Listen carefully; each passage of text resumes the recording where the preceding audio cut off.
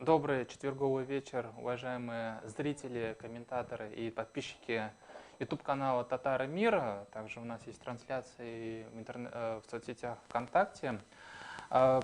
Дико просим прощения за то, что у нас получилось определенное опоздание, там на 40 минут, да, Искандер Абы, опоздали. Но ничего страшного, живем в городе, жарко, пробки, я сегодня сам тоже попал в пробки, у нас, ну и с техникой тоже определенные проблемы, потому что жарко, технику настраивать тоже приходится. Вот, поэтому мы с Искандером Абы просим прощения, что затянули. Но, в принципе, мы тогда начинаем наш сегодняшний стрим. Аллаха тапшырдык, бисмилляхи рахмани рахим. Тема сегодняшней нашей встречи, нашей сегодняшней беседы с Искандером Абы, это касается тюркские этнонимы тюркских народов. Я, как человек соцсетей, могу сказать, что сегодня в соцсетях этнонимы тюркские народы любят обсуждать. Это любимая тема. Люди в соцсетях задаются вопросом, откуда у них произошли этнонимы, обсуждают этнонимы других народов, мерятся между собой, чей этноним древнее. Задаются вопросом, вот их этноним, он прям вот с древности идет, или этот этноним дали там какие-то, ну, скажем так, сторонние силы, да, ну, может быть, либо там либо русская администрация, либо своя внутренняя там этническая интеллигенция, значит, ну, или с высших сил, да, пришло, вот. Задается вопросом, вот, значит, татары, которые вот были где-то там на территории Алтая, вместе с Чингисханом ходили, и вот то, что сейчас в Поволжье татары, это, ну, нормально, что этноним сделал вот такую мощную траекторию там по Евразии и дошел до Среднего Поволжья. Какие-то есть рассуждения насчет того, вот, не знаю, вот булгары, да, это же болгары, да, это же так как бы тюркский этноним, но сегодня его носит славянский народ, болгары. Вот. В общем, у нас есть мощное пространство, большое Евразия. В Евразии есть много народов. Народы, значит, мигрируют, перемещаются по плоскости. Вместе с ними где-то этнонимы тоже перемещаются. Где-то, может быть, они не успевают. А здесь еще есть и исторические рамки. Потому что вот нагайцы, разница чувствуется. Тоже вот есть же историческое пространство, да. Ой, у нас там много еще и сословные эти определения. В общем, Искандер Абы, давайте начнем разбираться с этнонимами нашими у тюркских народов. И, наверное, давайте начнем, ну, по списку вы там ваше вводное слово скажете, да, со слова, значит, тюрк, что такое? Откуда это пошло? Исламсыз, дорогие подписчики, дорогие слушатели, мы призываем вас всех подписываться, и у вас всегда будут свежие новости о прошлом. Свежие новости о прошлом. Да, я думаю, что это какой-то надо свой девиз установить. Вот это, мне кажется, вполне хороший девиз. Что касается этнонимов и их распространения, и их происхождения, и их значения, это одна из наиболее животрепещущих тем, которая волновала людей еще, ну, наверное, с момента появления историографии. Еще Геродот говорил в своей истории, рассуждал о разных этнонимах, о происхождении разных народов и их названий. В частности, он пытался понять, почему часть, вот есть скифы, и многие народы как будто бы являются скифами, по крайней мере, на взгляд греков, но сами они себя называют как-то по-другому. И вот есть скифы-пахари, например, скифы-земледельцы, а есть скифы царские, а при этом есть еще какие-то савроматы, будины там, и ряд других народов. Вот это вызывало живейший интерес, точно так же, как и название других народов, потому что получалось так, что он знал хорошо, ну, свою страну, Элладу и эллинов. И они все были, несмотря на то, что жили в разных городах-государствах, тем не менее считали себя, ну, единым эллинским народом. И у них были общая мифология и общие представления о том, что они являются определенной общностью, хотя это не мешало их порабощать друг другу, воевать там и так далее. Но вот этот древний мир нам не так интересен, поскольку у нас еще более сложные проблемы в целом в степной зоне Евразии и не только в степной зоне. Но для этого, для того, чтобы разобраться во всех хитросплетениях этих этнонимов, нам нужно, по крайней мере, хотя бы понять, а вообще как формируется название, с чем связаны и вот эти вот идентичности и психологические, как люди, ну, мы понимаем, как даются имена, то есть дают родители или там племя, да. Происходит какая-то, ну особенно в традиционных, как мы говорим, первобытных обществах, там происходит, допустим, из детства человек получает, ну допустим, там имя какое-нибудь первое или второе, или там желанный, нежеланный, а становится, когда юношей, он получает уже определенное имя. Проходит инициацию, становится воином, молодым воином, он получает еще новое имя. Становится человеком знатным, ну, например, каким-нибудь вождем. Он получает уже вождеское имя.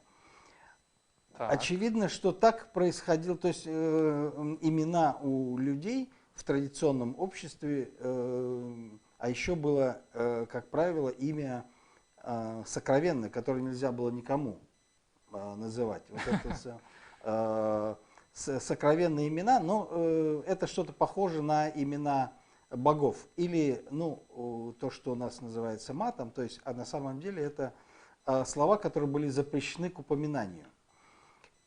Ну и тотемные, например, имена, они тоже были запрещены. Вот у нас есть слово, ну, в славянских языках медведь.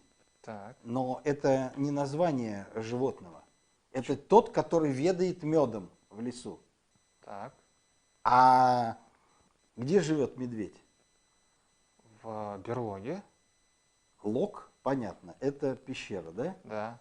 А бер? Что значит? Ну, вообще медведь.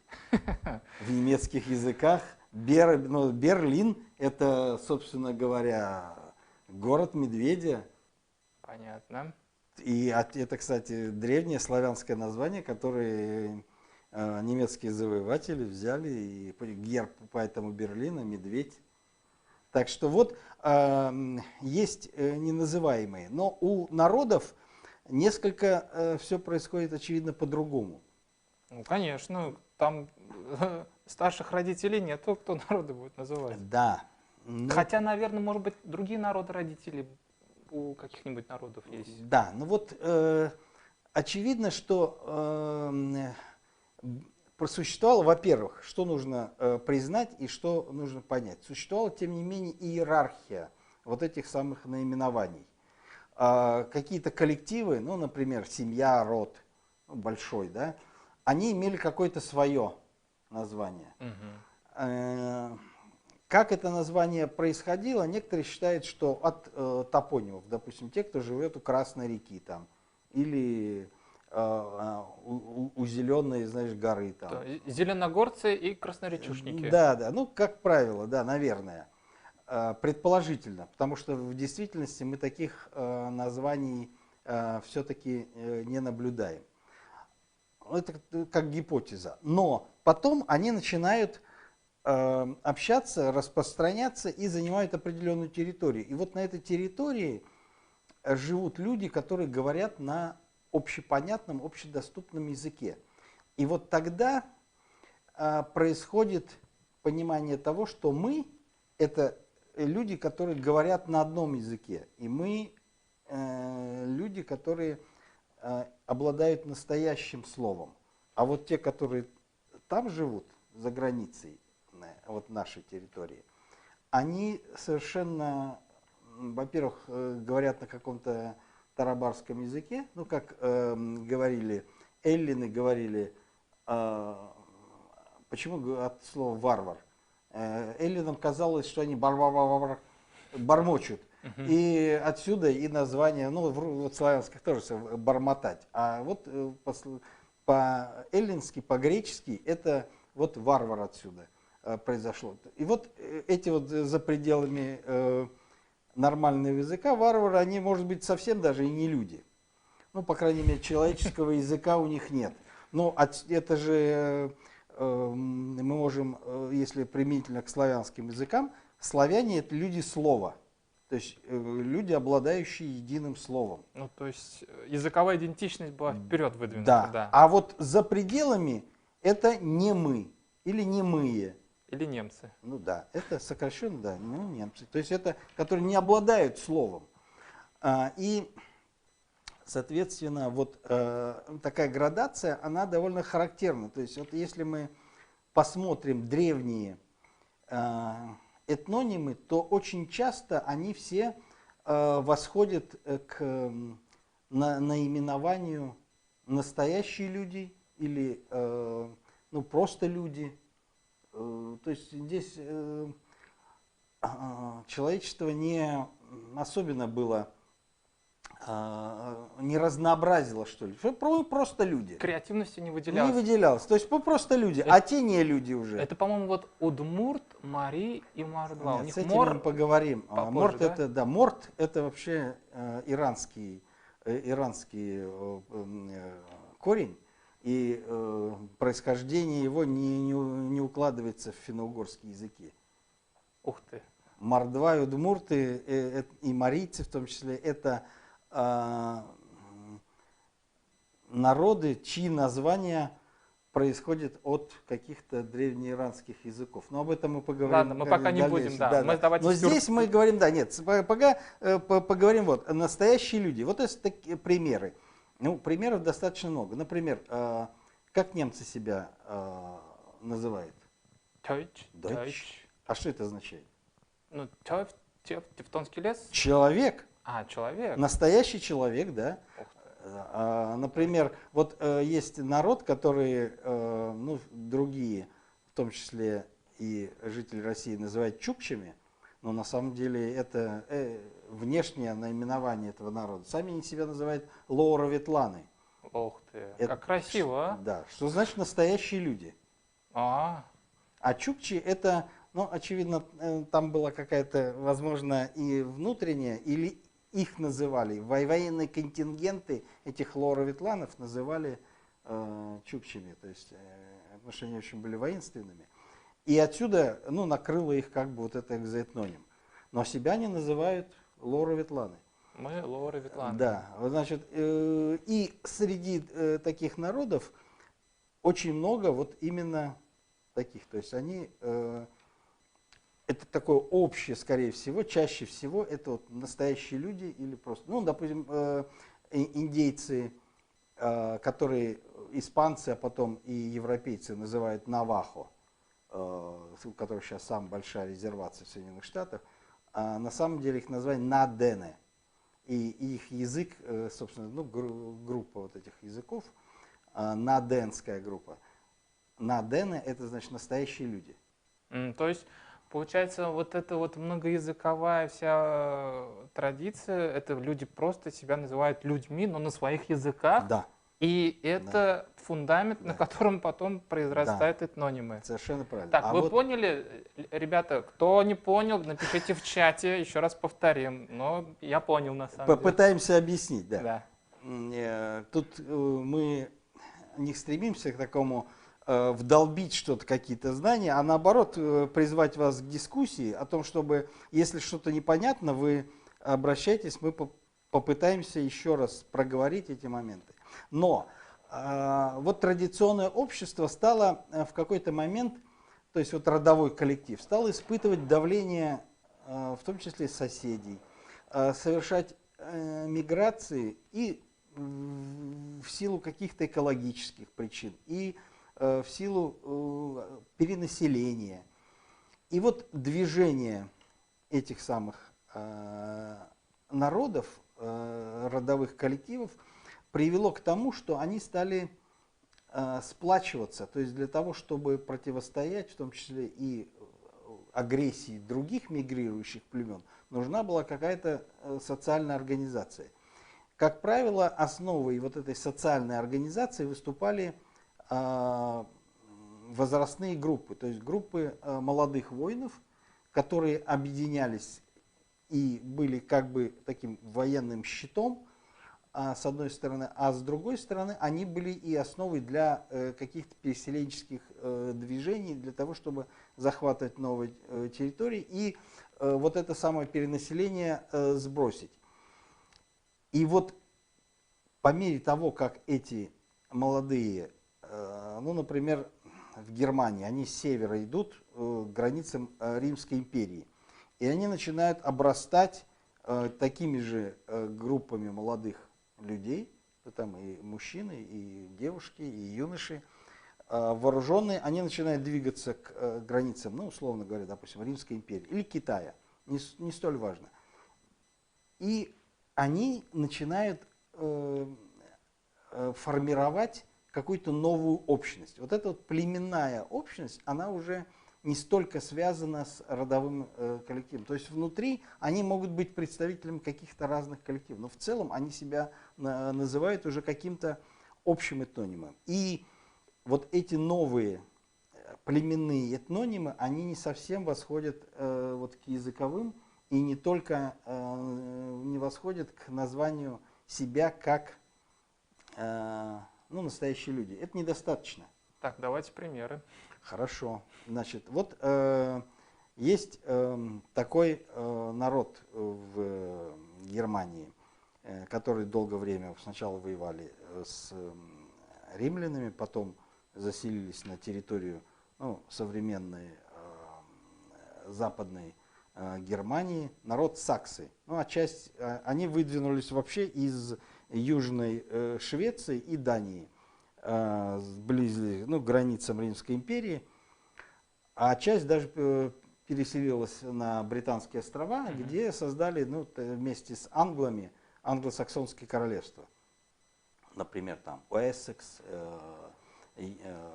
Юссекс там, и так далее. И вот эти самые саксы — это название короткого меча, сакса, скромосакса. Вот. Другое племя тоже, которое выдвинулось, еще раз говорю, это скорее всего конгломерат разных племен, который внутри содержал вот какую-то общность. Это франки. Франк свободный. Франк свободный. Да. То есть вот целый ряд таких вот германских этнонимов, которые появляются, ну, как мы сказали, в позднее античное время, оно как раз связано с этими самыми названиями именно такого рода. То есть свободные, меченосцы, великие, знатные и так далее. Но это, например, есть, ну, эти названия дошли до нас в виде таких китайских транскрипций. Например, в эпоху империи Тан и империи Суй. Это примерно какие века? Это 7 век, 7-8 век нашей эры. Ага. Они встретились с тюркскими кочевниками, с которыми вели жестокие войны, вступали в союзы и даже приглашали их там подавлять внутренние мятежи. Многие из них служили на границах Китая. Так называемое шато. Ну, какая-то китайская транскрипция, которая, ну, по-разному транскрибируется, но такого племени мы не знаем. То есть нам известно, например, этнонимия тюркская, собственно, да. Там нет никаких шато. Шор. Ну, это просто созвучие, да. То есть, скорее всего, это то же самое объединение каких-то воинских коллективов, может быть, возрастных групп, которые собирались для того, чтобы создать какую-то военную организацию, для того, чтобы именно воевать, служить Китаю или воевать против него. И это не, ну, как бы мы сказали, условно, не этнический коллектив. То есть вот в это время происходит формирование неэтнических коллективов. Очень часто в этих самых племенных общностях были совершенно не моноязычные коллективы.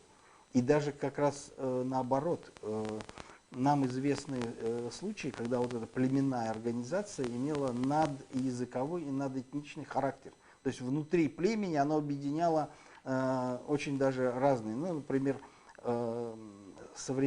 изучение современных, ну, середины 20 века кочевых племен Иранского Нагорья показывает, что там среди них были и ираноязычные, и тюркоязычные, ну и даже какие-то, если ираноязычные, то, допустим, такие разные, как и белуджи, и там какие-то, и, собственно, иранские языки.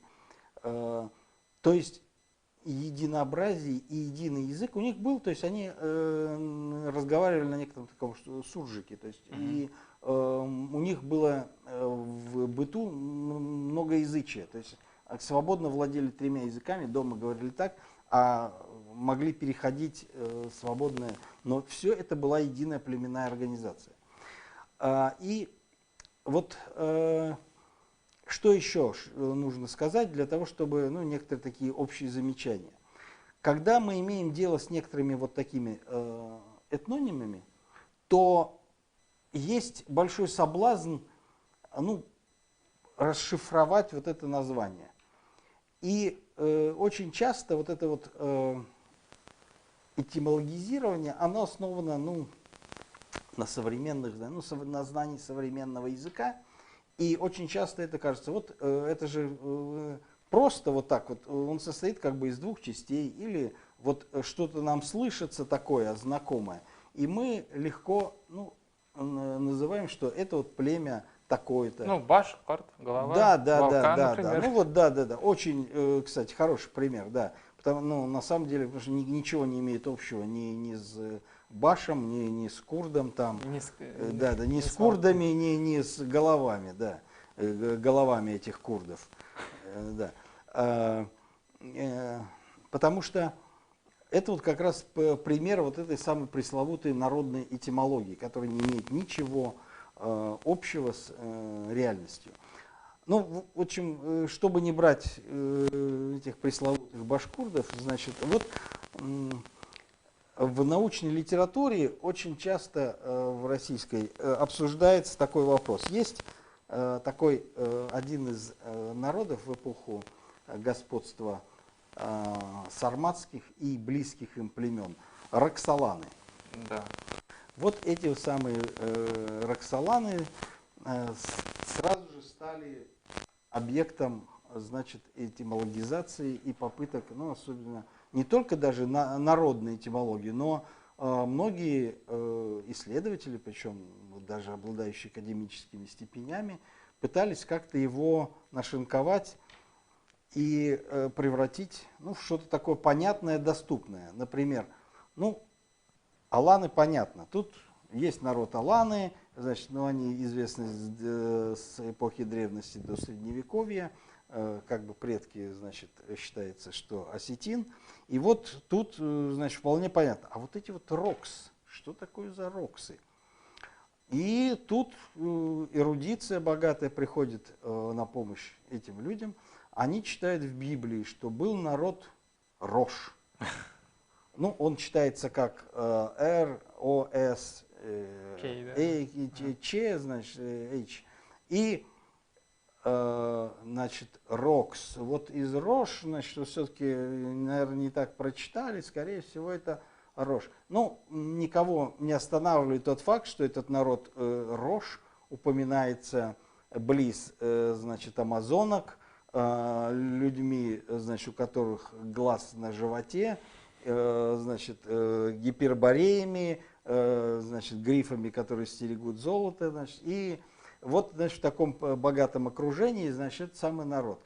А потом, значит, сирийская литература тоже 6-9 веков вдруг упоминает народ Рош, который вторгается на Ближний и Передний Восток, грабит, значит, это, ну и Рош, это же Рус, Рос, Ну и все понятно. Роксоланы русские? Да, конечно же, это же все это однозначно понятно.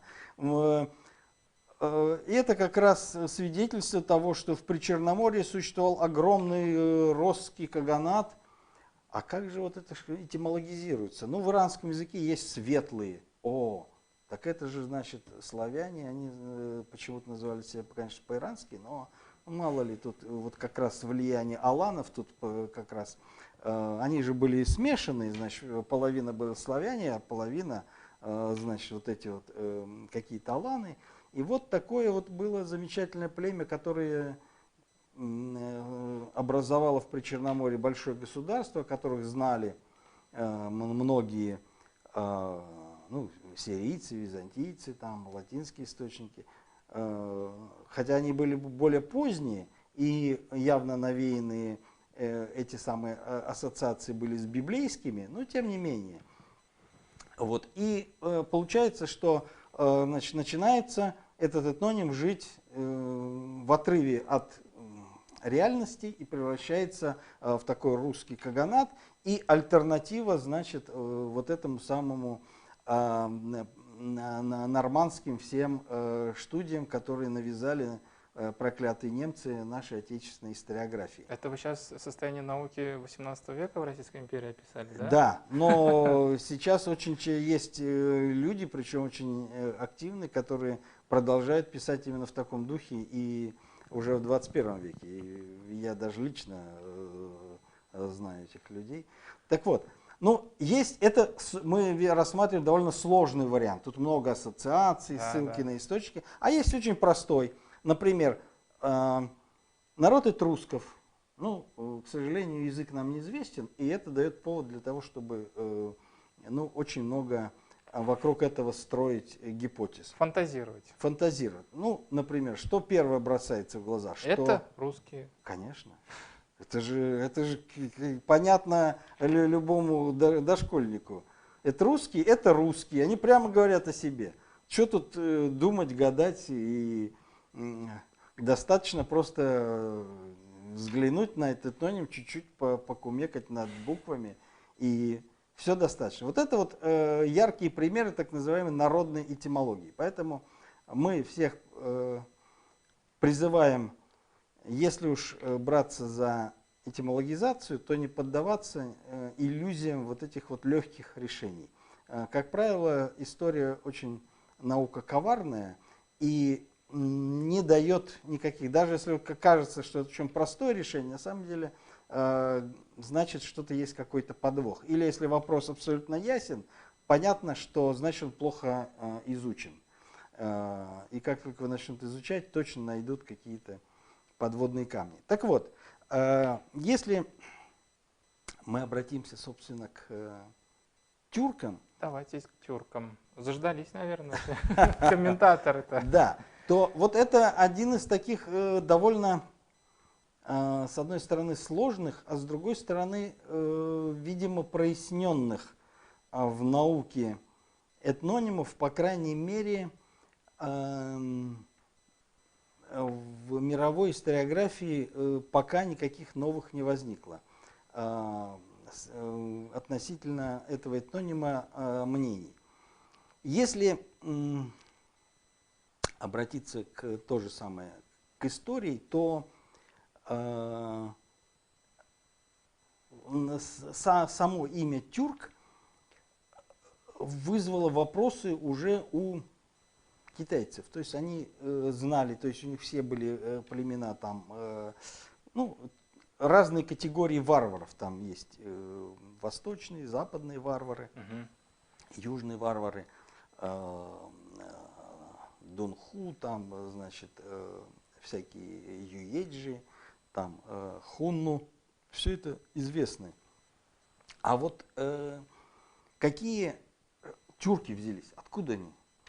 И пытались, значит, уже в истории династии Суй в 8 веке, ну, понятно, эти династийные истории, они собирались, как правило, уже после того, как династия исчезла, но собирали, и наследники собирали все географические, там какие-то государственные скрипты, допустим, ну, сведения о дипломатических контактах собирали в один том, переписывали, и вот создавалась вот эта вот самая история. Некоторые, как история Тан, там существует в нескольких редакциях, поскольку там старая, есть новая, дополненная.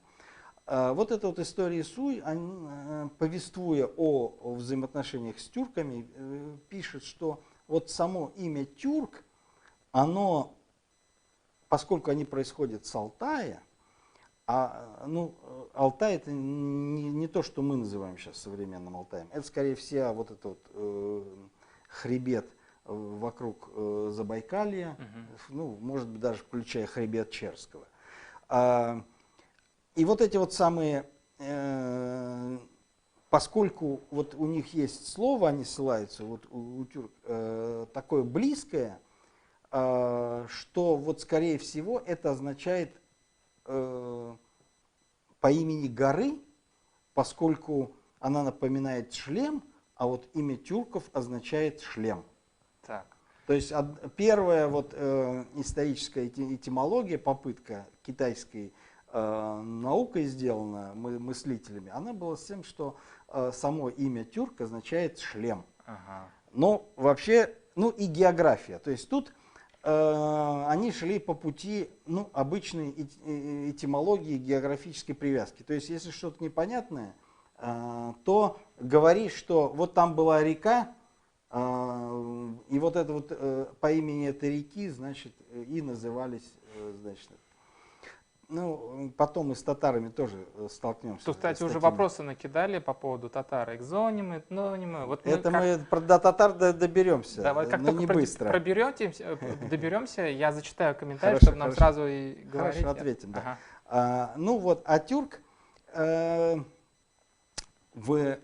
еще Бартольд тоже разбирает этот Дореволюционный вопрос. востоковед. Да, востоковед, крупнейший российский востоковед, академик. Бартольд, основные труды его были собраны, там 8 таких увесистых томов, были собраны все его основные труды. То есть человек, знающий практически все восточные языки, европейские образованные, ну, европейские, он писал и на всех европейских языках, то есть полиглот. И вот он один из первых сказал, что не совсем понятна этимология слова тюрк, но, скорее всего, это этноним, который означает какую-то не этническую, а социальную общность. И вот он сделал такое замечание, но сам не вдавался в филологические тонкости происхождения. Но вот особенно активно работала в этом отношении венгерская тюркология, которая в конце 19 начале 20 века, ну и практически весь 20 век давала очень много прекрасных тюркологов.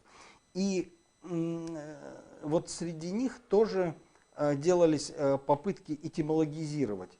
Ну, если вкратце, там можно сказать, что эти все этимологии, они связаны вокруг того, что это, значит, какое-то племенное наименование, какое-то общее племени, но связано, скорее всего, с какими-то возрастными классами. То есть одно из таких вот достижений, хотя вот если тюрколог в Амбаре, он говорил, что это само название тюрк восходит к названию, вот как мы говорили, настоящий человек или просто человек. Что вот по-тюркски это, хотя не привел никаких филологических к этому доказательств. Исследователи, ну, тюркологи, как Мункачи, он тоже пытался говорить, что таких примеров много, и не исключено, что тюрк тоже относится к этому. Но уже такой тюрколог венгерский немец, он уже стал говорить, что все-таки это не очень достоверно, и что, скорее всего, это, ну, вот какой-то такой класс социальный, юношеский. И к этой точке зрения присоединились советские тюркологи, в первую очередь это Бернштам, который активно изучал, и Толстов. Они очень часто между собой спорили, но здесь они были в целом единодушны. Они считали то же самое, что этот термин, скорее всего, имеет какое-то значение все-таки надэтническое, социальное, и не отражает, ну, вот, древнюю традицию. Это вот как раз какое-то новое образование, которое связано с новыми социальными отношениями. Ну и, наконец, академик Кононов, советский академик, да, глава долгое время, ну, один из самых выдающихся и самых авторитетных тюркологов в Советском Союзе, автор целого ряда трудов, он был директором института, возглавлял отдел вот этой самой тюркологии, под его редакцией практически все вот труды востоковедческие выходили. Он провел филологический анализ, ну, чтобы не вдаваться в подробности, поскольку там есть сложности, но он исходил из того, что само слово «тюрк» делится, значит, на корень «тур», и «к» — это суффикс, и он приводил примеры, которые позволяют вот разделить. И в частности указывал на то, что китайские иероглифы, которые пишут «чудзюе», да, то они тоже с помощью двух иероглифов, то есть один как «тур», значит, а один для «кей», вот это, «цей». А вот это самое «тур», «тор», то здесь мы без труда слышим это «торе», да, это закон, власть, знатность, то есть и все вот эти самые слова, которые с этим связаны. Вот «туря» это с татарского, да. То есть чиновники, начальник. Однозначно. Это тоже в этот же ряд укладывается это. Так, значит, этноним «тюрк» под собой имеет значение. Социальную основу. Начальник-лар. Да, однозначно. Тюрк-лар, начальник-лар. Однозначно, совершенно правильно. Вот это, ну, он не говорил там начальники, конечно, а он говорил, что это уже более позднее развитие этого самого термина и этого семантики этого слова. А первоначально это что-то такое великое, могучее, сильное, властное и законное. Вот это вот поле этого этимологии термина «тюрк» вот вкладывается вот в это самое. Ну и, собственно говоря, скорее всего, именно поскольку вот этот самый род захватил власть среди других телесских племен тюркских по языку, то именно поэтому они и приняли. Но более того, они же называли себя даже не просто тюрк, а кок-тюрк, то есть голубые или небесно-голубые тюрки. Но вот мы говорили, когда об иерархии этнонимов, то внутри вот тюрк — это все племя, ну, как бы вот это племя начальники. Да. То есть они все были, все это племя, весь этот самый сложный родовой конгломерат, они были тюрками, то есть были начальниками. Но при этом внутри там были талесы, тардуши и целый ряд еще племенных группировок, которые в конце концов потом привели к тому, ну сейчас Дуло там было племя, привело к тому, что тюркский каганат распался на западный и восточный. И это в конце концов его погубило. Как мы лихо зашли в историю тюркского каганата. Ну, а тут без этого нельзя. Но правящим племенем внутри это еще, то есть мы говорим о градации, то есть вот тюрк — это общее, внутри были племена, в частности была дуальная организация, допустим, Дуло, Тардуши, да, там, и это в западной части, и в восточной то же самое. Вот эти вот десятистрельный народ, как его называли, он делился на два крыла. Он-Ок-Будун, да, еще одно название, которое они сами себя называли. Тюрк-Будун и Он-Ок-Будун, то есть десятистрельный народ. Ну и десятистрельный народ, это он был на востоке и, ну, наоборот, на западе. И было правящее племя Ашина. Вот попытки этимологизации вот этого термина Ашина приводят нас к каким-то старым индоевропейским языкам, скорее всего, тахарским каким-то. Тахарским Тахарский. языкам. Это, да, народы, тахары, это, ну, нам практически ничего не известно, кроме нескольких надписей, ну и сведений о том, что жили в Восточном Туркестане и в Семиречье вот эти самые тахары. Рядом жили усуни, не исключено, что они были родственные вот этим самым юеджам, с которым воевали хунну. И вот эти самые тахарские языки, просто нам известно, потому что была у них одна из письменностей, которая бытовала у этого народа, была прочитана. И вот, скорее всего, Ашина, это тоже сложное название, восходит как ярко-синее. Но вот это вот как раз прямая аналогия с коктюрками. Вот это был правящая династия.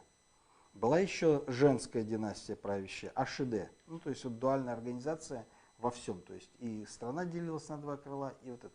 То есть, ну, представляете, какая сложная. Что из этого настоящий этноним? То есть это вот, если говорить о множественной, да, идентичности, вот он одновременно, значит, Каган, он каганского рода Ашина, да, он входит в телесский, значит, как какой-то род, и при этом они все еще и десятистрельный народ, тюрк.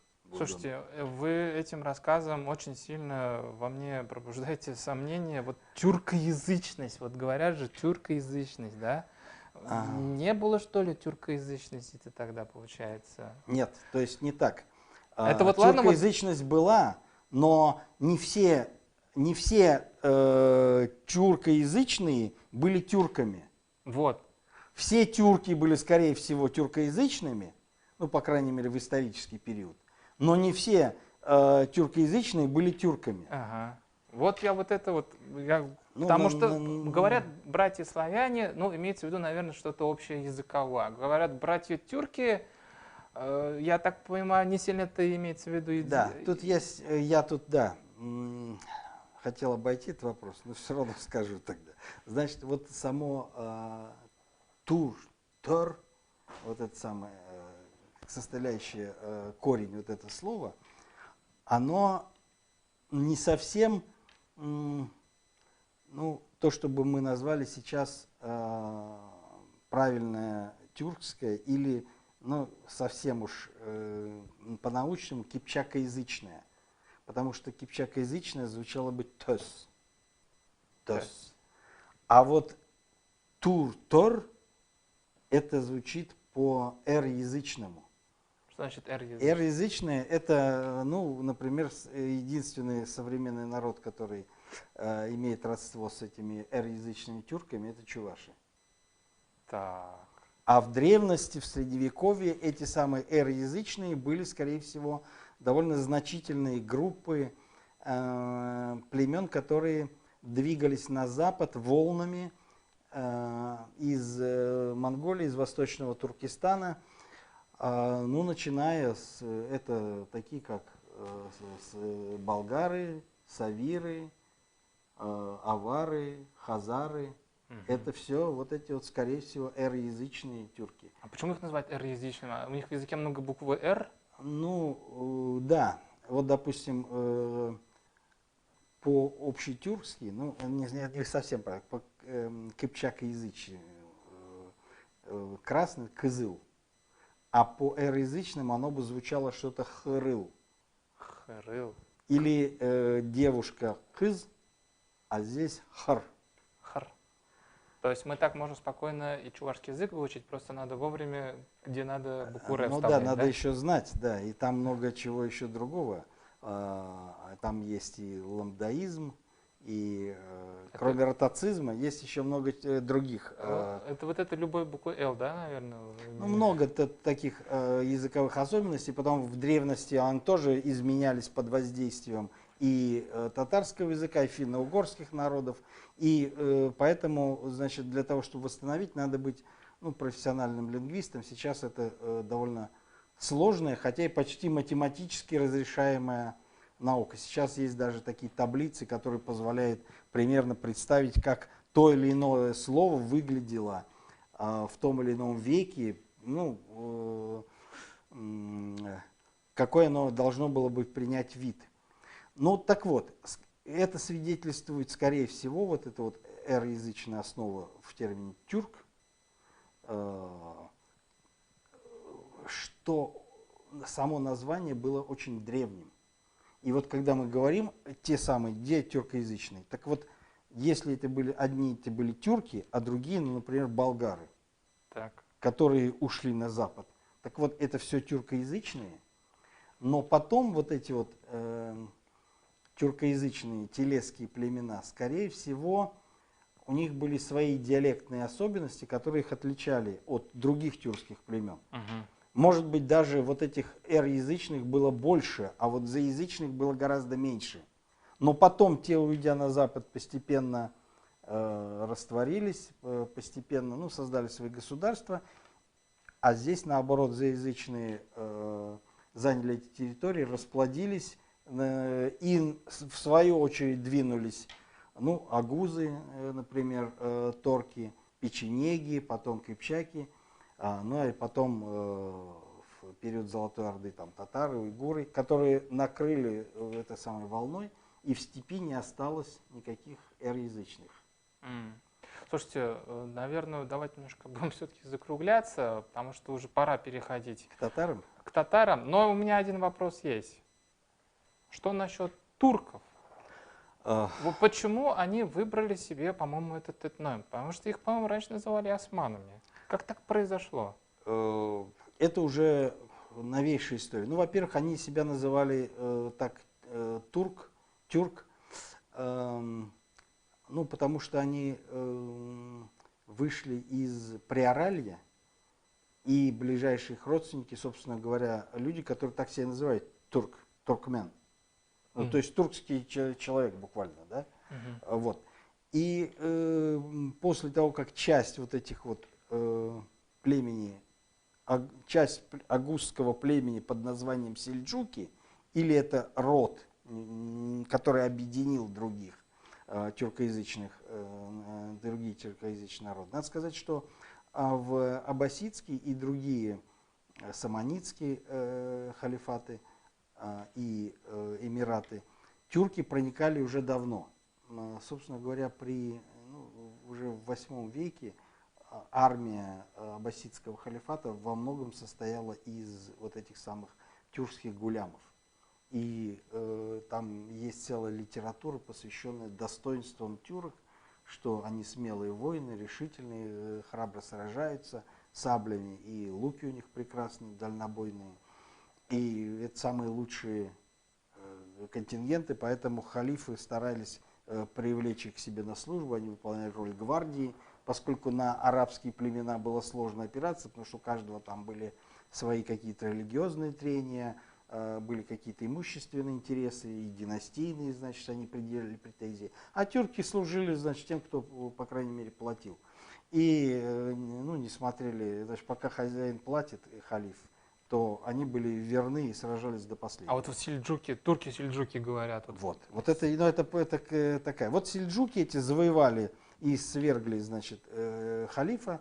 Они его не свергли, они ему сказали, вот халиф теперь занимается только духовной властью, а светскую властью будут занимать, собственно, султаны из рода сельджуков. Но потом держава чуть-чуть пережила, в общем, своего создателя Тагрула, но вот эти вот племена тюркские распространились по всей Передней Азии, и довольно значительные группы вот этих кочевых народов осели на этой территории. А самое знаменательное событие, когда они разбили войска византийского императора в 1071 году в битве при Мцикерте, и они прорвались на Анатолийское плато. То есть до этого арабы бились о крепости, которые в предгорьях, значит, этого Анатолийского плато и в Армении, и никак не могли пробиться. Ну, поскольку джихад, значит, ослаб и уже не было столько сил, а византийцы довольно крепко держали эти границы, но потом эти крепости в горных перевалах не позволяли развернуться большим армиям, а для того, чтобы вести осадные работы, в общем, недостаточно было людей. В общем, хорошие были воины, Очень получается. хорошие, да, да. А эти, значит, сумели разгромить императора и вырвались на это плато. И, по сути дела, вот тогда ну, история уже, можно сказать, с XI века. Если бы не крестовые походы, участь Византии была уже решена бы, наверное, в XII веке. А вот они-то как раз заняли, и они называли себя тюрками. Ну, то есть мы их называем как, ну, они, правящая группа была сельджуки, но сельджуки остались вокруг Багдада. А здесь эти называли себя тюрками, то есть основная масса. Они так и были тюрками. Ну они себя же называли, какой большой период истории, османами. Как ну, они... Там тюркские, Эгейские Эмираты, там, они называли себя по-разному, данишмениды по имени правителей. Османами их, ну и они сами называли, поскольку, значит, вот, был завоеватель, да, основатель государства. Осман, ну да, и вот по его имени это вот стало называться государство. И долгое время, ну, Османская или Оттоманская империя, значит, существовала, но она была, ну, как и всякая империя, не этнически тюркская. То есть, допустим, там многие администраторы, военачальники, они вообще, часть была выходцами из, допустим, из албанцев, другая часть вообще из дунайских славян, часть из армян, ну и часть даже, значительная часть администраторов из евреев, в том числе евнухи. Короче, был такой компот, Да, получается. и после того, как в Первой мировой войне турки, ну, Турецкая империя, ну, хотя на самом деле Османская империя потерпела поражение, Кемаль Ататюрк сказал, что основой нового государства будут анталийские тюрки. И все. Вот это, да, вот это кровь и плоть нации.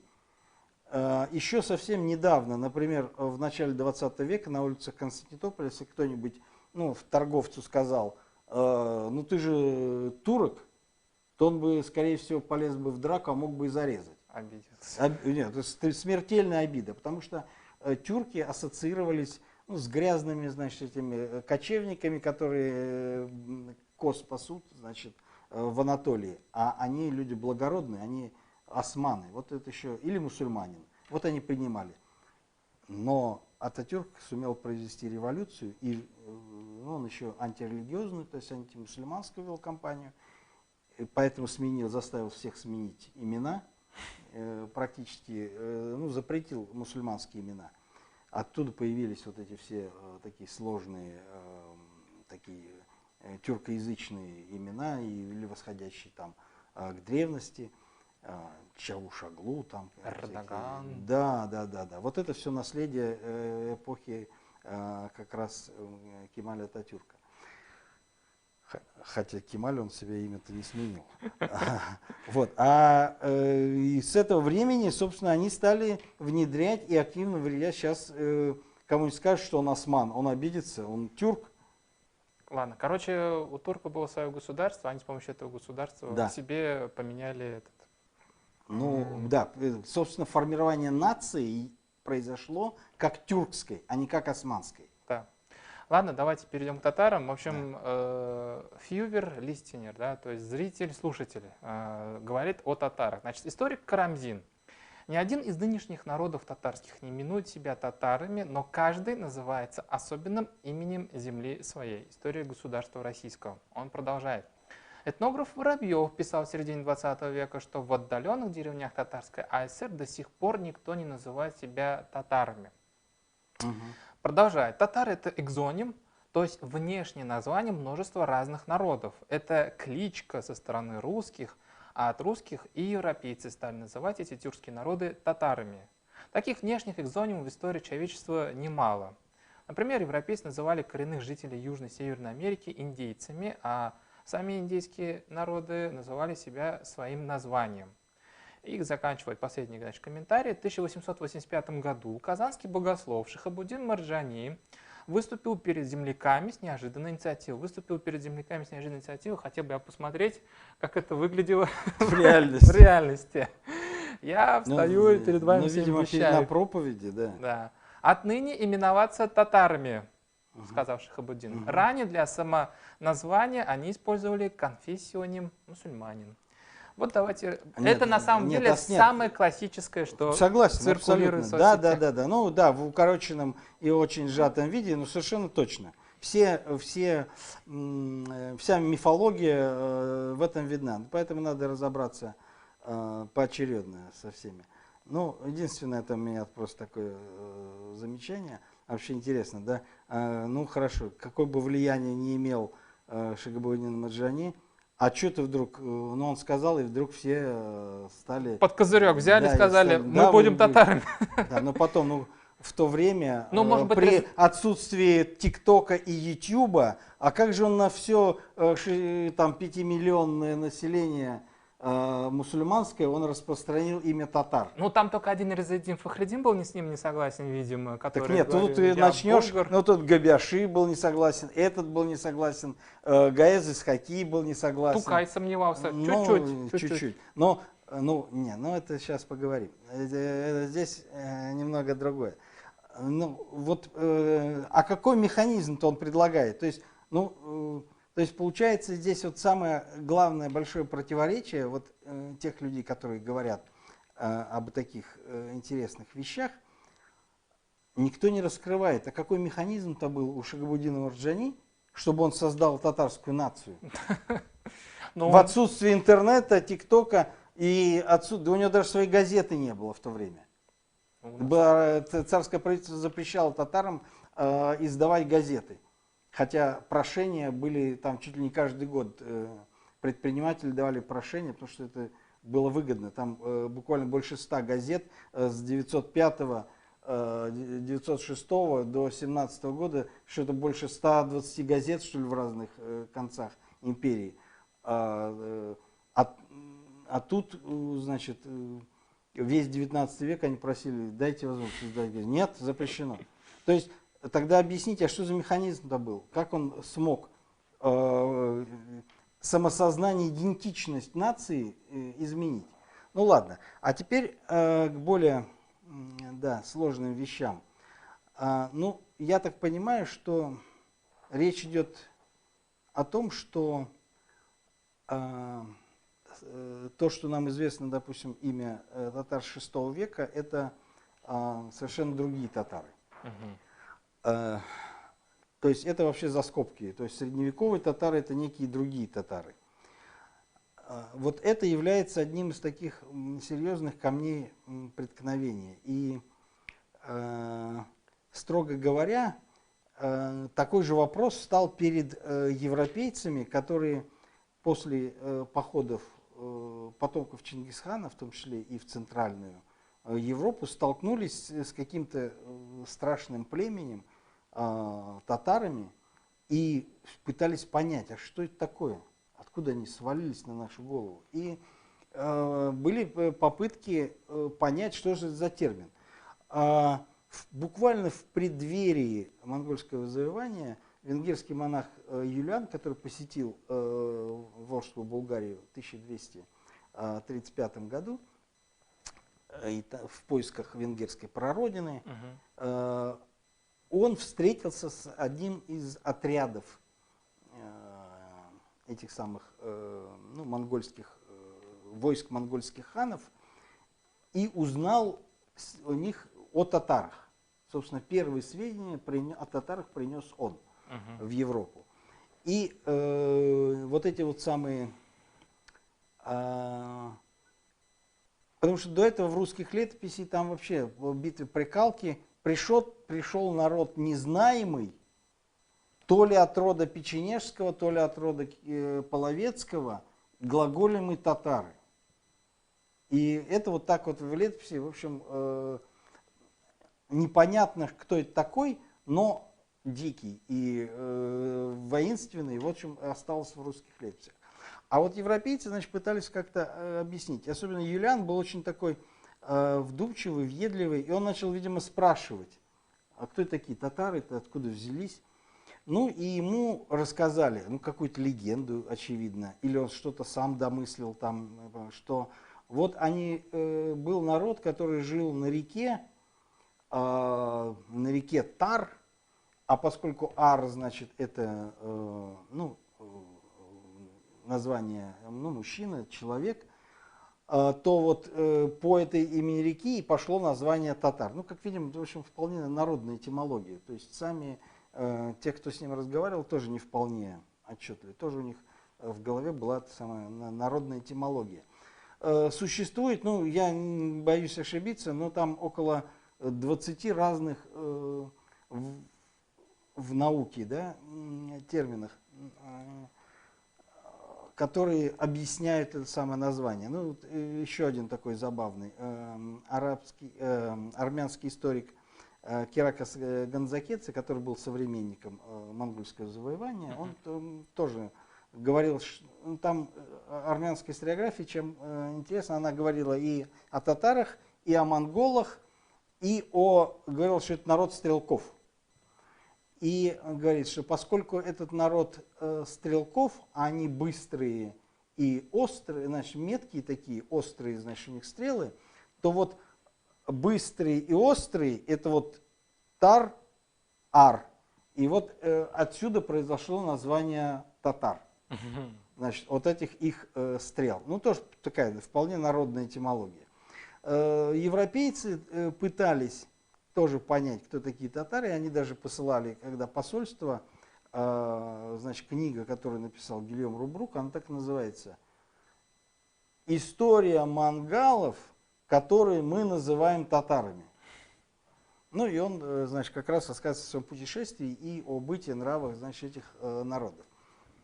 Ну и в европейской постепенно, поскольку такие традиции эсхатологические, то они, поскольку были европейски образованные, то они нашли созвучие, ну вот это самое, то, что мы говорили, с рекой, это отвергли, а больше их привлекло название, что это Тартар, значит, греческое подземное царство, и что вот это вот самое как раз люди из ада, вроде того, что как раз эсхатологическим ожиданиям Европы это и отвечало. Я немножко прерву вас. Очень сильно удивляюсь, как у людей из-за какого-то маленького информационного впрыска просто пошла какое-то народное творчество по сочинению. Откуда название? Да. Мы пытались предупредить, что это заразная болезнь, народная этимология. То есть люди еще в средние века накидывали свои интерпретации. Да. Ну и потом, еще раз говорю, в науке существует около 20 разных. Ну тут есть и разные экзотические, но есть и вполне, ну тут ясно, что тат и ар, значит, и вот вокруг этих татов, начинается, что татами называли, значит, то ли ираноязычных, то называли, значит, татами это каких-то разбойников, то это какое-то, значит, географическое местоположение. Все они так или иначе вот вокруг этого. Интересно, у Махмуда Кашгари, который писал в XI веке, он тоже говорит, что тат это так называли, тюрки называют ираноязычных людей. Но при этом, когда он говорит о войне караханидов против буддистов, уйгуров и татар, у него там все четко, то есть они не подходят под это наименование. То есть там никаких согдоязычных не было. То есть он прекрасно понимал, что уйгуры и татары это тюркоязычные. И то есть уже поэтому нельзя его слова использовать для того, чтобы говорить, что значит, татары были какие-то согдоязычные народы. То есть тут не получается. Ну, а самое-то главное, что все это было бы очень интересно, но у нас есть вполне четкие указания, которые нам, по крайней мере, известны с надмогильной памятной стелы, которая была посвящена Кюльтигину и Бельге Кагану. Ну, там очень сходный текст, практически идентичный, там есть просто некоторые различия. И они умерли буквально через несколько лет, там через 5 лет. Поэтому, ну, Между собой 5 лет? Между собой, да. Да. Поэтому вот с 1721 года там мало что изменилось. Но они передают, ну, во-первых, они постоянно говорят о битвах с татарами. Но жалуются там. Это самые злейшие враги были. Там было несколько злейших врагов. Это были татары, уйгуры и там еще басмылы, кыргызы. Но это уже послабее. А вот Китай, ну, это постоянно, то есть объект военной экспансии. А вот внутри это вот уйгуры, и уйгуры выступали просто как представители всех телесских племен, то есть от имени их, и боролись с тюрками за первенство. А татары несколько сбоку, но тоже очень такие были злые противники. Но там интересно вот что. В предисловии, когда говорится об образовании державы, такое историографическое введение в историю тюрок, говорится о начальном этапе, и говорится, что вот Бумын Каган, значит, создал государство, там это, а потом через несколько лет умер, и к нему на похороны пришли многие народы.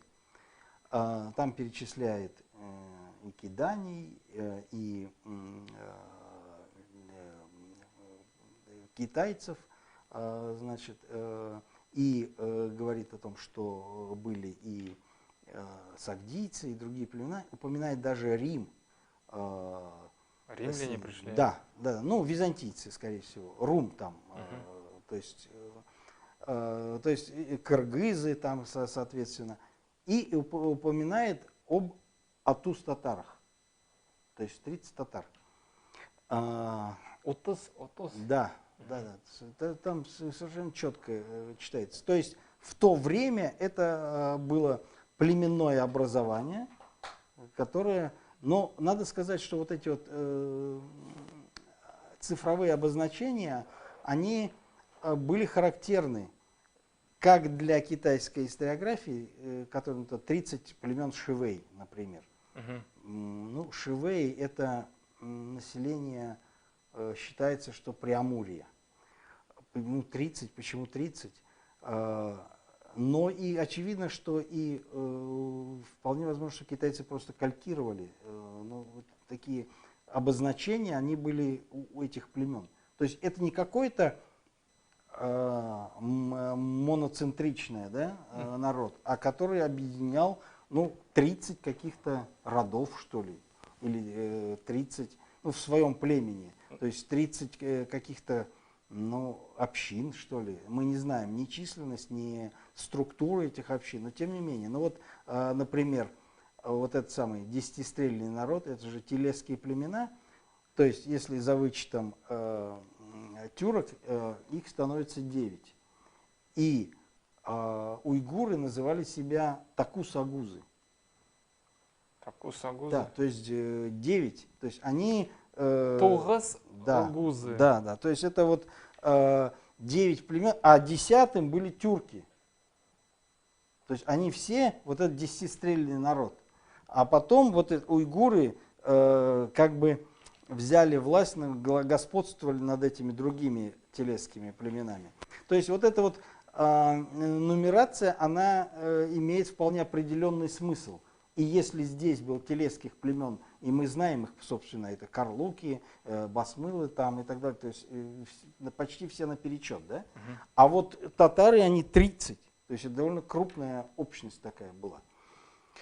А вот уже во времена, то есть уже в 8 веке упоминает, когда о войне с этими татарами, он уже пишет, что это уже не утас татар, а такус-татары.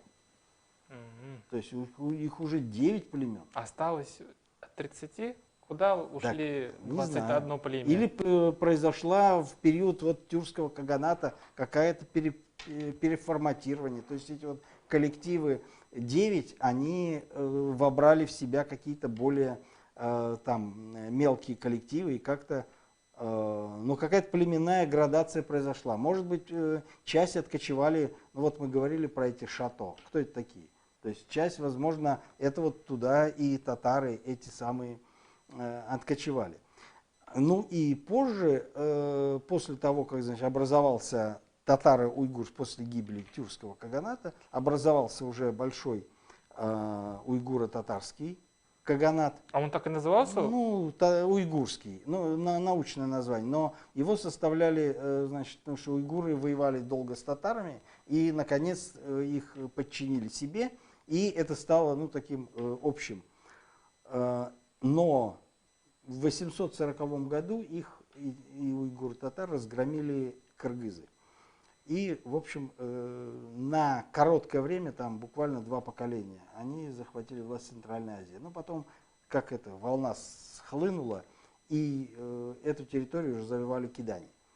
Но вот эти вот, после завоевания кыргызами, татары и уйгуры никуда не делись. То есть, ну, физически, конечно, много их погибло, но часть убежала к границам Китая. Например, на территории Ордоса жили так называемые белые татары. Ордос это на что? Ордос это петля такая Хуанхэ, которая делает. Вот это вот степная территория, пустынно-степная, именуется исторической областью Ордос. А вот там ангуты жили, так называемое племя, которое называли белыми татарами. Часть в китайских источниках, вообще вот Дада, да, они стали по-другому как-то калькироваться. Вот эти вот шато, там еще целый ряд. Искандер-абы, нам бы Хорошо. потихонечку Да, в Золотую в Золотую- Орду въехать Да, хотя бы, а хорошо. то нам еще и с русской администрацией разобраться, которая всех тут татарами называла. Да, да. Сейчас, ну, тут мы перекинемся таким мостиком, что после образования державы Чингисхана, вот значительная часть вот этих самых татар-уйгур, которые жили в Восточном Туркестане, они добровольно подчинились Чингисхану, их никто не истреблял.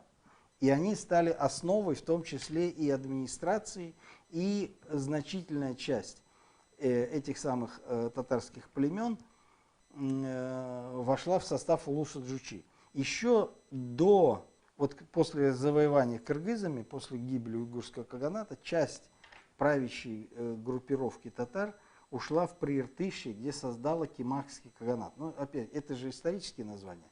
То есть он такой же кимахский, как просто его арабы называли кимахским каганатом, там кимахское племя, но правящий род, Гордизи пишет, что был из татар. То есть в Прииртышье это вполне татарская территория. И вот эта территория тоже была добровольно подчинена Джучи. То есть получается, что значительная часть населения, формирующегося улуса Джучи, просто родом были по-настоящему татарами. То есть нельзя говорить, что это было какое-то переселение или какой-то этнический камуфляж, который накинули, значит, на какие-то безвестные тюркские племена, значит, монголы специально, ну, как пишет Юлиан, они, значит, уничтожили татар, а велели всем, значит, иноплеменникам, которые включали в свой состав, значит, бежать впереди и кричать «мы татары», чтобы наводить ужас на врага. Ну, странно, монголам почему это нужно наводить ужас именем татары? Тем более, что там тот же Рубрук пишет, что Чингисхан терпеть не может имени татар и запрещает употреблять имя татар, а требует, чтобы все называли монголами. Но, походу, его слово... Ну, Походу, его приказ-то особо и не исполнялся. ну, я думаю, что здесь, да, исполнялся. Я думаю, что просто Юлиан немного, еще раз говорю, там, видимо, ему какую-то дезинформацию сливали. Там то, что ему сказали, что идет огромная армия, там 500 тысяч воинов, и там даже больше, и что они там сметут весь мир, И он и побежал и стал рассказывать, знаешь, эти байки в Европе. Но тем не менее, везде, где мы встречаем вот эти вот войска, везде идет упоминание о татарах. Даже во Вьетнаме, значит, вьетнамские хроники говорят, что сражались против татар. Но если бы там были, не было этих татар физически, но нет у них историографической традиции называть всех кочевников татарами. Значит, физически они знали, кто против них воюет. Кто прибежал, да? Ну да, кто воевал То против есть, них. давайте сделаем резюме. Значит, татары были в войсках Чингисхана везде и составляли значительную часть. А в Улусу-Джучи они вообще, скорее всего, были в подавляющем большинстве. Кроме правящей группировки, которая была монгольской и говорила на монгольском языке, ну, по крайней мере, в быту, и писала вот эти вот ярлыки, и пайзы выдавала на монгольском, на уйгурской графике. Все остальное служилое сословие было татарским. И оно именно так себя и именовало. И на Востоке их по-другому и не называли. Там даже мамлюков, которые приезжали, тоже именовали татарами в Египте. Таким образом, когда мы подходим уже к гибели, значит, Золотой Орды или Улуса-Джучи, то мы встречаем ситуацию, когда вся военнослужилая аристократия была татарами. Это калька, то есть не татарин вообще не был в составе военнослужилой аристократии. И они были все спаяны вот этой самой клановой системой. Сословие? Сословие. То есть татары составляли были военнослужилым сословием Улуса-Джучи. Угу. И вот эта традиция, это наследие перешло к русскому государству.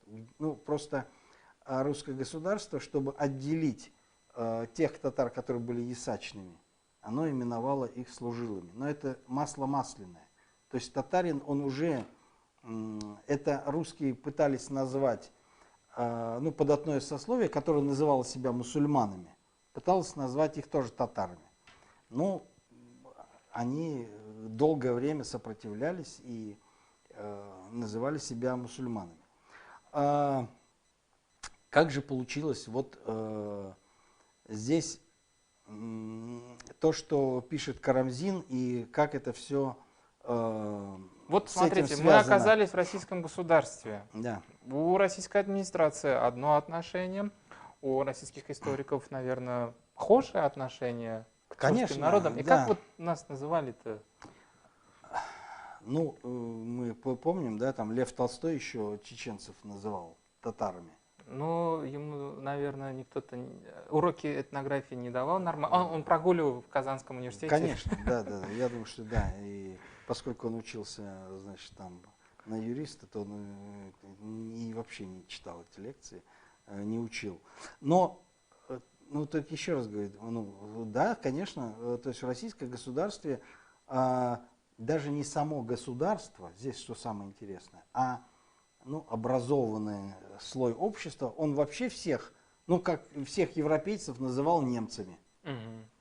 Там неважно, ты англичанин, голландец, а для нас все равно немец. Так. Немтырь, да. Так и, все восточные воинственные соседи, все татары. Угу. А вот, значит, там на севере живет немирная самоять. Ну, неважно, что там, одни ганасаны, другие энцы, третьи немцы. Для русских все, немирная самоять и все. Самоять это сами себя едят? Ну, нет? Да. Это вот тоже библейские, в общем, там такие мотивы. Поэтому, ну и что? Ну, называли самоядью. Но почему-то себя ганасаны сейчас самоядью не называют. Искандер Абы, вот меня такой вопрос интересует. Хорошо, в Российской империи интеллигенция, образованная часть населения, историки, значит, народов называли татарами.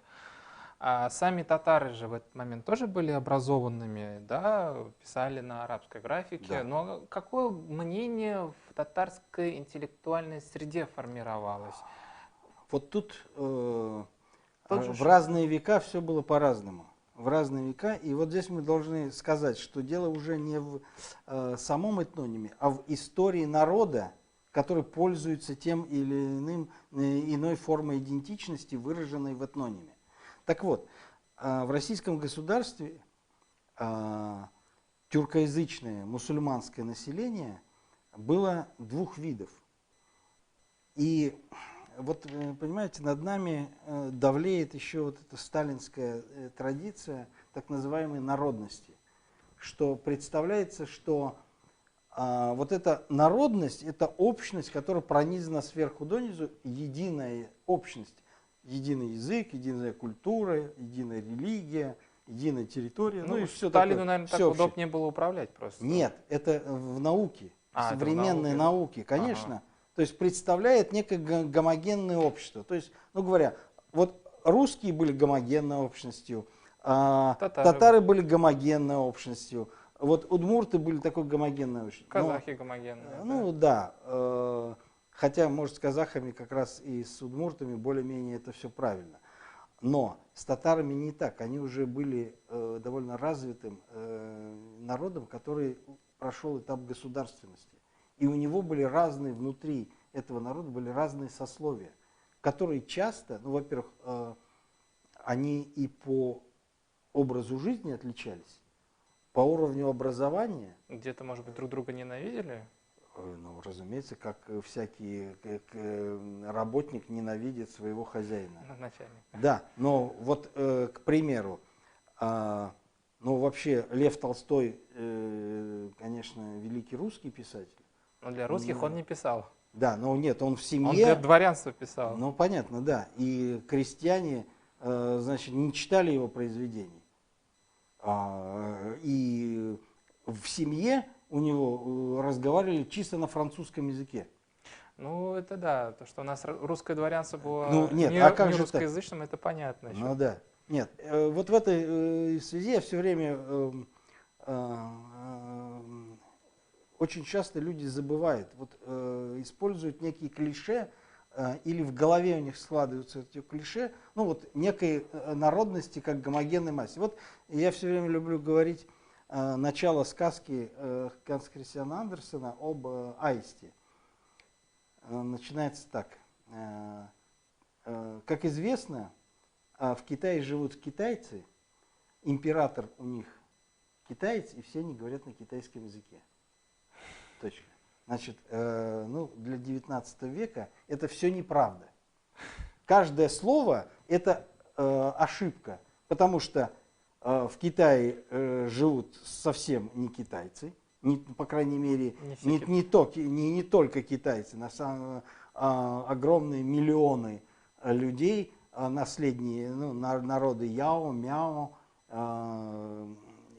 на юге еще в 19 веке это несколько десятков миллионов населения не было китаязычным.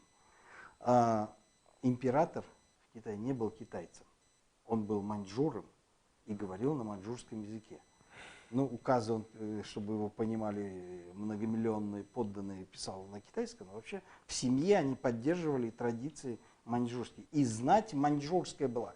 И даже по облику они отличались от китайцев, заставляли китайцев носить, значит, косичку. Так, Искандар Леронович, давайте перемещаемся теперь. Вот обратно. прям вот в жизнь, прям вот в день существования Шахабуддина Марджани. Хорошо. Каким мы видим тогда народ? Вот давайте погрузимся. Вот, нет, здесь мы перескочили через один барьер, который очень важен. Вот когда мы говорим разные сословия, служилые татары и податное население, которое именует себя мусульманами. Но в эпоху Петровских реформ произошло страшное. По указу единонаследия мусульманам было запрещено иметь крепостных и владеть землей. Если кто-то хотел остаться дворянином в дворянском сословии, он должен был принять православие, ну, со всеми вытекающими отсюда последствиями. То есть, ну, денационализоваться. И многие отказались, потеряли земли, но при этом они сохранили деньги, влияние, образовательный уровень, ну и стали заниматься торговлей. Весь 18 век прошел вот в таких, ну, там, все говорят, реформы за наследие Так, давайте Петра. современным языком. Да, современным языком. Произошло слияние сословия служилых татар с основной городской и крестьянской массой Мусульманской. мусульманской. И лидерами вот всего этого гомогенного, теперь уже под давлением русского государства, общностью стали те, кто был более образован, имел деньги. И вот они спонсировали, во-первых, создание мечетей, медресе. Они пригласили Шагабуддина Мурджани для того, чтобы Он сказал, мы татары. Да, а он по-другому не мог сказать, потому что вокруг все окружение старо-татарской слободы, они были родовыми татарами, они были выходцами служилого сословия, там других просто не было вообще. Так, значит, татары должны сказать, в принципе, Петру Первому спасибо, что ты наших начальников, наверное, вниз спустил, да, и лишил их привилегий. Они к народу то есть стали он ближе. прошел, он сделал то, что, например, в Британии заняло несколько веков, когда сначала дворяне истребили друг друга во время войны Алой и Белой Розы, перед этим, значит, черная чума, после этого, значит, все богатые, значит, землевладельцы и торговцы бросились покупать титулы и срослись так называемое новое дворянство. Потом революция, которая демократические права. И вот с этого времени начинается, то есть с 17 века начинается постепенный дрейф, когда все больше и больше населения начинает получать избирательных прав. Но в российском государстве все это было пройдено за 200 лет. Да. Петр Первый просто. Да, но дело в том, что такого у татар это произошло, а у русских-то этого не произошло. Ну, они сословными-то и оставались до 17-го года. Совершенно верно. Так что насчет того, что была ли русская нация, там, сформировалась ли она, это очень большой вопрос. Ну, это Сталин уже сделал.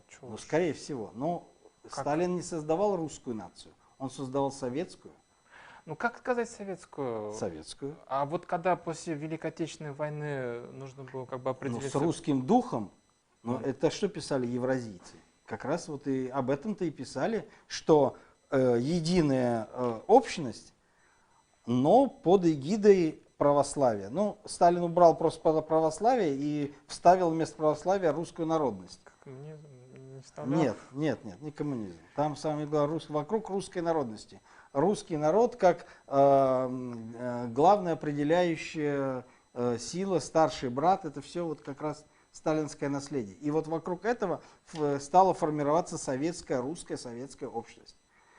Но у татар это все произошло уже в XIX веке. Деклассирование, смешение и выдвижение идентичности, которая наиболее показательна, выразительна, которая дает, является частью, неразрывной частью самосознания значительной и наиболее активной части населения. Так, тут нам как раз ответочка пришла. Угу. Этот какой-то римлянин башкирский пишет, значит, слияние служилых татар и какого населения? Мусульманского, тюркоязычного мусульманского населения. Но он почему-то податного населения. Придирается вот эти вот чуваши, мусульмане, вот эти вот, ясашная чуваша, вот эта вот история. Нет, а где они? Не, почему? Нет, ясашная чуваша это сословный термин, который этим термином именовались тюркоязычное мусульманское население. То есть там, если мы посмотрим по писцовым книгам, там, где упомянуты эти, то там имена все мусульманские. Нет, тут и просто... там и в этих деревнях и до этого, и после этого жили татары. То есть это просто какая-то неизвестная нам реформа в российском государстве. Изменение, я думаю, связано с изменением налогообложения. С каким-то, просто источниковедчески мы не можем достоверно это сказать. Но, потому что до этого в писцовых книгах, они забывают сказать, это тоже не гомогенная какая-то. Писцовых книг очень много за разные годы. И наиболее ранние писцовые книги никаких в Волго-Уралье, никаких чувашей не дают. Все. Так, а вот этому башкирскому римлянину я посоветую почитать книжку татаров Имского уезда. Там пусть поищет ясачных чувашей. Да. Так, в принципе, Искандер Абы, мы разобрались с 3 терминами. Татары, тюрки, и турки. Да. Впереди у нас еще несколько тюркских этнонимов, с которыми мы постараемся разобраться. Не буду их называть последовательность, какой Ну, будем. сначала болгар. Я думаю, что болгары, булгары нам надо как раз... Давайте поставим точку в споре болгары, булгары. И какой-нибудь, может, еще один этноним возьмем? Нет, ну, вот мы же хотели, допустим, там уйгуры. Уйгуры. Да. Уйгуры. Вот давайте мы, в общем, постараемся. Узбеки. Узбеки. Уйгуры, Кстати, да. Ну, 4 этнонима немного будет. Ну, пока условно так, а потом посмотрим. Не сильно будем погружаться в историю тюркского каганата? Ну, попробуем как-то. Потому что, так мне же. кажется, вся основная химия и лаборатория по именно речению народов происходила в 20 веке. Нет, она институционализировалась в нации. Да. А ну, у некоторых народов произошли довольно такие интересные, вот в частности узбеки, это как раз интересный опыт, как произошло именно вот конструирование новой нации. И вот об этом мы можем специально как раз поговорить. Так, мы, значит, насчитываем, значит, булгары, болгары, узбеки и уйгуры, да? Да. Все. Большое спасибо, зрители. В общем, ждите следующие наши исторические виражи этнонимов тюркских народов. Виражи, это потому что вы поняли, как все перемещается в нашей большой Евразии. Всем спасибо, всем пока. Сау болғас. Искандер абы, рахмет. Сау болыңыз.